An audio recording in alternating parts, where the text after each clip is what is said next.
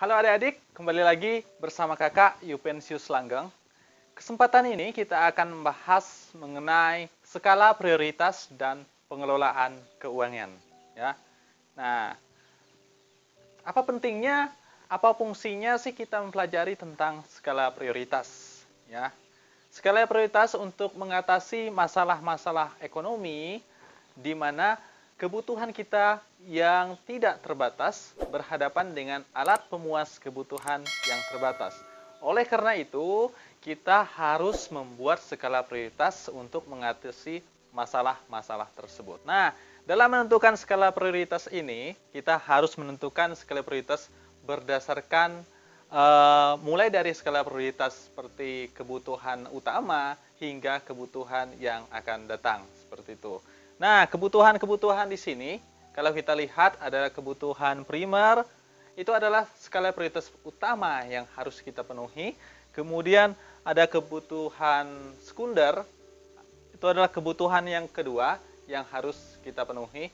Terus ada kebutuhan tersier, adalah kebutuhan barang-barang mewah yang kita inginkan atau yang kita butuhkan. Nah, dalam menentukan skala prioritas, kita harus melihat contoh. Kita perhatikan contohnya seperti ini. Nah, ini ilustrasinya sebagai berikut ya. Setiap minggu, Erika mendapat uang, contohnya Erika, mendapat uang saku sebesar Rp500.000.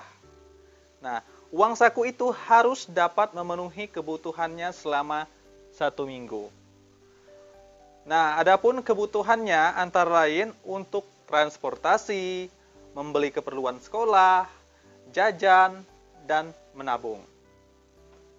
Pada suatu pekan, ketika pada suatu pekan, Rika mempunyai berbagai macam kebutuhan. Selain pengeluaran rutin, ya, Erika harus membeli buku baru. Ya. Selain itu, Erika juga harus membeli kado ulang tahun untuk sahabatnya Penny. Nah, jadi untuk memenuhi kebutuhan, semua kebutuhan itu, Erika harus membuat skala prioritas berdasarkan kebutuhan primer, kebutuhan yang harus dipenuhi, ya, kebutuhan sekarang, ya. Nah, prioritas utamanya. Nah, prioritas utamanya di sini tentu saja yang pertama adalah transportasi. Ya, transportasi karena dia kalau tidak tidak ada biaya transportasinya, tentu saja transportasinya tidak jalan dong. Dia tidak bisa kemana-mana. Nah, transportasinya 120.000. Terus dia pada pekan ini juga harus membeli buku baru seharga 50.000. Nah, pada pekan ini juga ada temannya Penny yang berulang tahun. Berarti dia harus membeli kado ulang tahun untuk temannya 100.000. Nah, dia juga pengen dong ikut teman-temannya jajan pada pekan ini. Ya, berarti jajannya dikurang ya 130.000 lah untuk pekan ini. Nah, masih ada sisanya 100.000, berarti dia harus tabung. Nah, prioritas utamanya di sini ya, kebutuhan primer seperti transportasi, buku, dan kado ulang tahun itu adalah kebutuhan sekarang yang mendesak. Ya. Sedangkan prioritas kedua mungkin adalah seperti jajan, ya, dan tabungan. Nah, jadi seperti itu ilustrasinya ya dari contoh Erika. Oke ya. Nah, dari contoh ini kita dapat melihat bahwa kebutuhan-kebutuhan utama, kebutuhan yang penting yang harus didahulukan.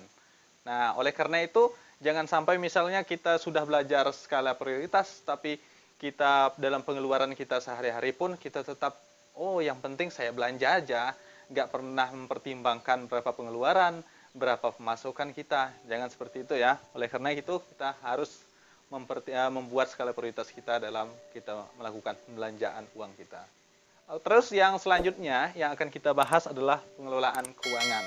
Nah, mungkin selama ini keuangan kita itu kok selalu mengalami kekurangan gitu ya. Nah, uang yang dikasih sama orang tua kok kurang terus gitu. Nah, oleh karena itu kita harus belajar tentang pengelolaan keuangan. Jadi pengelolaan keuangan itu sangat penting ya bagi kehidupan kita. untuk mengontrol misalnya pengeluaran kita dan pemasukan kita.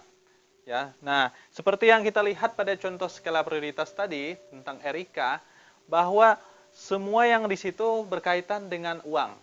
Jadi uang itu memiliki peran yang sangat penting dalam kehidupan kita. Nah, oleh karena itu pengelolaan keuangan itu harus juga penting untuk mempelajarinya dan menerapkannya. Ya. Ada beberapa langkah untuk melakukan pengelolaan keuangan di sini. Ya. Yang pertama adalah membuat pembukuan. Nah, yang pertama di sini adalah membuat pembukuan. Pembukuan berfungsi untuk menentukan pengeluaran dan pemasukan yang kita miliki.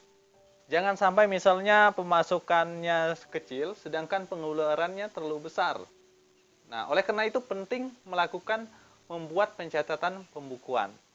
Kita bisa melihat bahwa pengeluaran kita seberapa, kemudian pemasukan kita seberapa, supaya keuangan kita dapat teratur.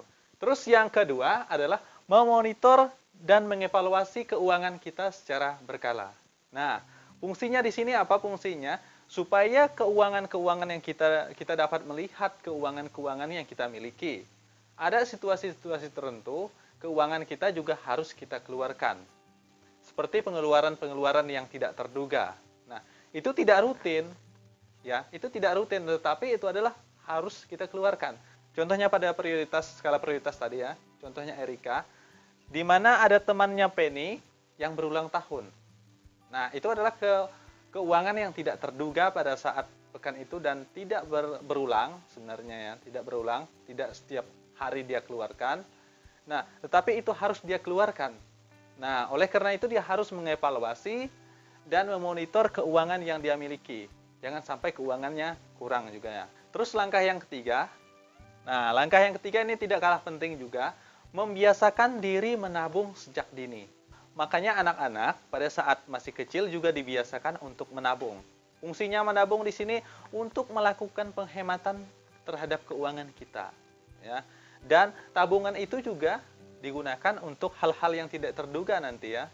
Ya, oke, itu saja yang kita bahas tentang skala prioritas dan pengelolaan keuangan. Nah, jangan lupa ikuti terus di channel Lentera 22. Terima kasih.